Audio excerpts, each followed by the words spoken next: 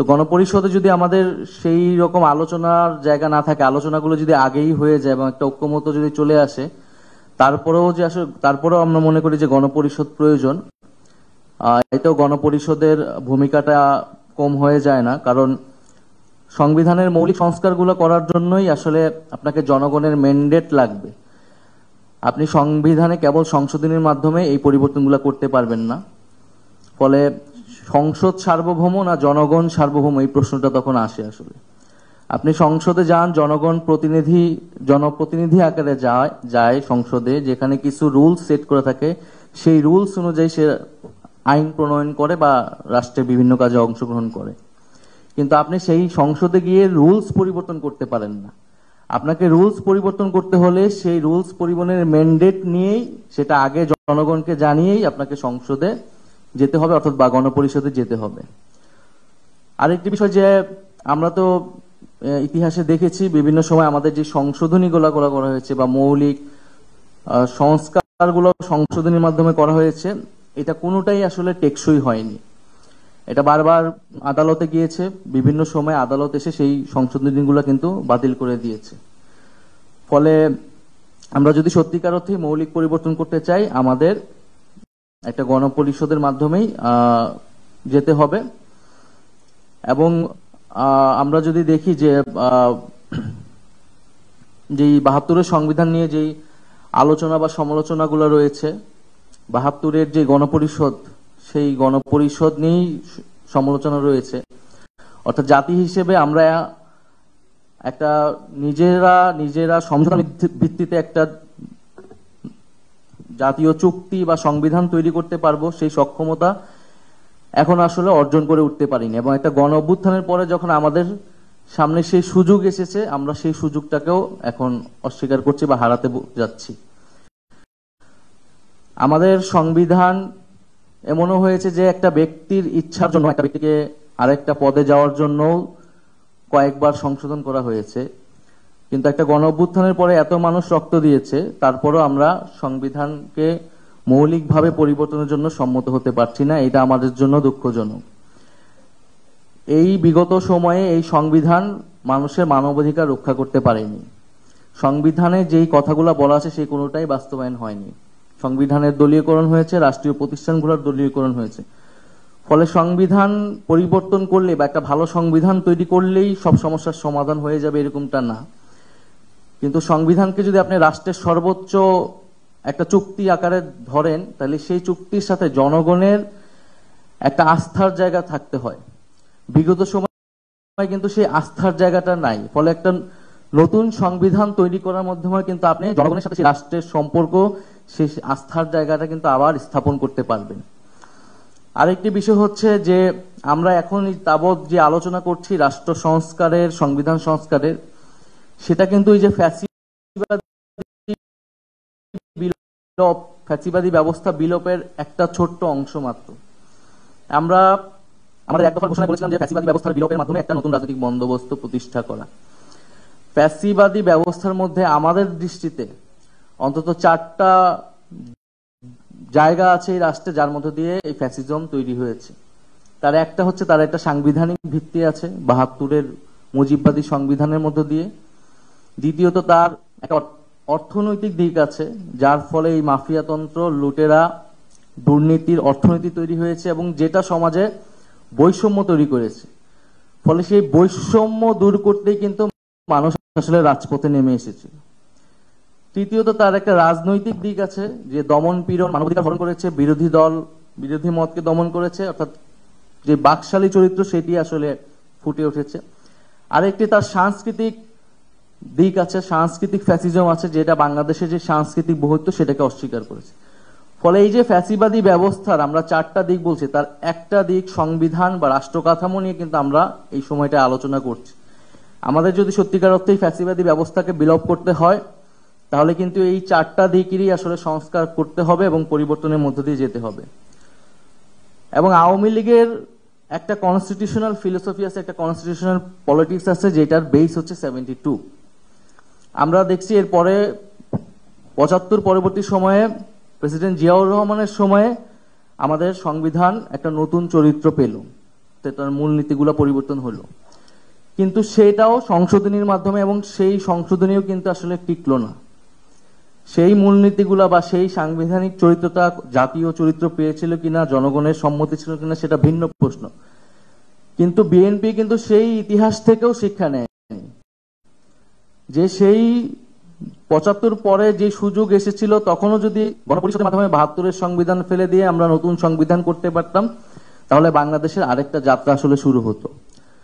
তো সেই জায়গা থেকে কিন্তু আমাদের শিক্ষা নেওয়ার আছে, এবং ২৪-এর পরে যেহেতু আমাদের সেই সুযোগটা এসেছে, আমরা মনে করি যে একটি গণপরিষদের মাধ্যমেই আমাদের রাষ্ট্রের ভিত্তিটা নতুন করে ঐক্যমতের মাধ্যমে স্থাপন করা আসলে উচিত।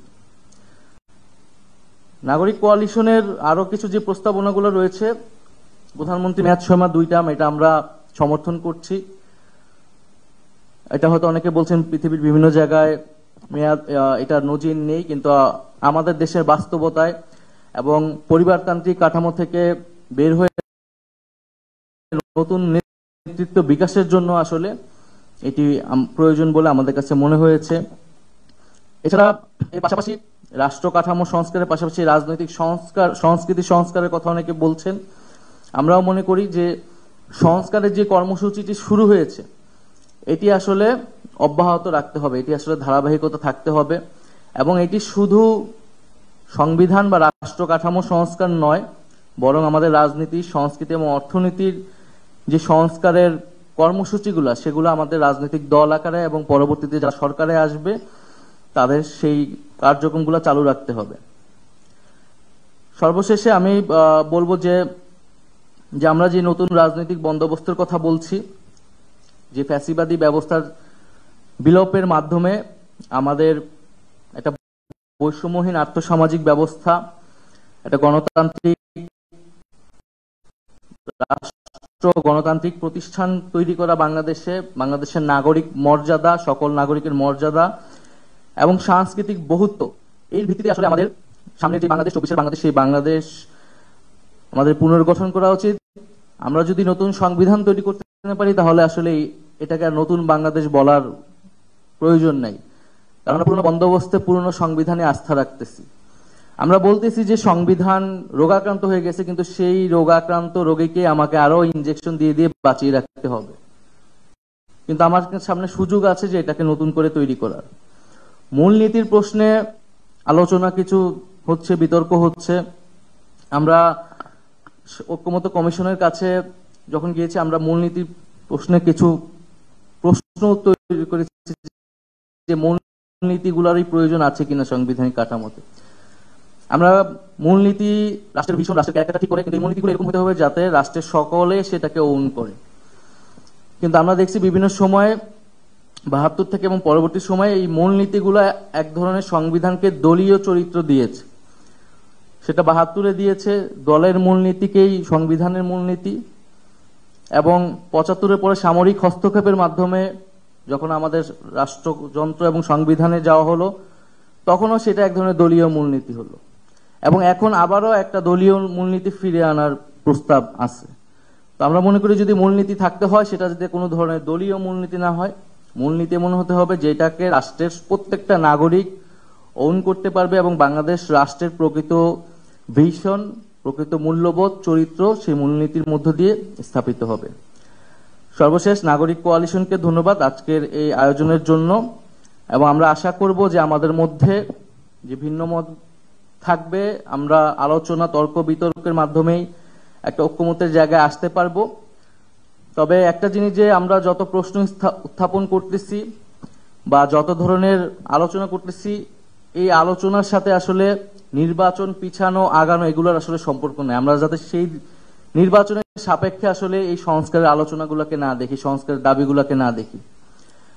আমাদের দলের জায়গা থেকে আমরা বলেছি যে প্রধান উপদেষ্টা যে সময় সীমা দিয়েছেন, আমরা সেটাকে সমর্থন করছি। তবে নির্বাচনে যাওয়ার আগে অবশ্যই মৌলিক সংস্কারের যে রূপরেখা, সেটি আমাদের সামনে স্পষ্ট করতে হবে। আওয়ামী লীগ নিষিদ্ধের মাধ্যমে বিচার কার্যক্রমে আমরা একটা অংশ এগিয়ে গিয়েছি, এবং বিচারের রোডম্যাপটা যদি আমাদের সামনে সুস্পষ্ট হয়, যেটা কতদিনের মাধ্যমে সম্পন্ন হবে, সেটা জনগণের ভিতরে আস্থা তৈরি করবে। আর একই সাথে সংস্কারের ঐক্যমতে আসলে আমরা কিন্তু নির্বাচনের জন্য আর কারো কোনো আপত্তি থাকার কথা না। ফলে আমরা আশা করব যে আমরা দ্রুত সময়ের মধ্যেই সেই একটা সমঝোতার মধ্যে দিয়ে এগোতে পারবো। আরেকটি বিষয় আমি বলতে চাই শেষে, যে রাজনৈতিক দলগুলো যদি নিজেরা আলোচনা করে সমঝোতা করে যদি এগোতে পারে, এটা বাংলাদেশের জন্য একটা বড় উদাহরণ তৈরি হবে। এখানে মঞ্জু ভাই বললেন যে ডায়ালগের কথা, পিছনে ডায়ালগের কথা, এবং এই ডায়ালগ গুলোর জন্য ঐক্যমত কমিশন, নাগরিক কোয়ালিশন বা অনেক সিভিল সোসাইটি তারা রোল প্লে করতে পারে। কিন্তু কেন রাজনৈতিক দলগুলা নিজেরা উদ্যোগ নিয়ে নিজেরা আলোচনা করে কেন একটা সমঝোতায় আসতে পারবে না? আমরা যদি এটা আসতে পারি, তাহলে ঐক্যমত কমিশন, অন্তর্বর্তী সরকার বা যে কোনো ধরনের সিভিল সোসাইটি ছাড়া যদি আমরা বসে আলোচনা আসতে পারি, এটা বাংলাদেশের জন্য বড় উদাহরণ হবে। বাংলাদেশের রাজনৈতিক দলগুলোর মধ্যে যে আস্থার সংকট আমরা সবসময় দেখেছি, সেটা দূর হবে, এবং বাংলাদেশ যে ইউনিটিটা 24-এ আমরা তৈরি হয়েছে, সেই ঐক্যের জায়গাটা ধরে আসলে আমরা সামনের দিকে আগাতে পারবো। ধন্যবাদ সবাইকে। আসসালামু আলাইকুম।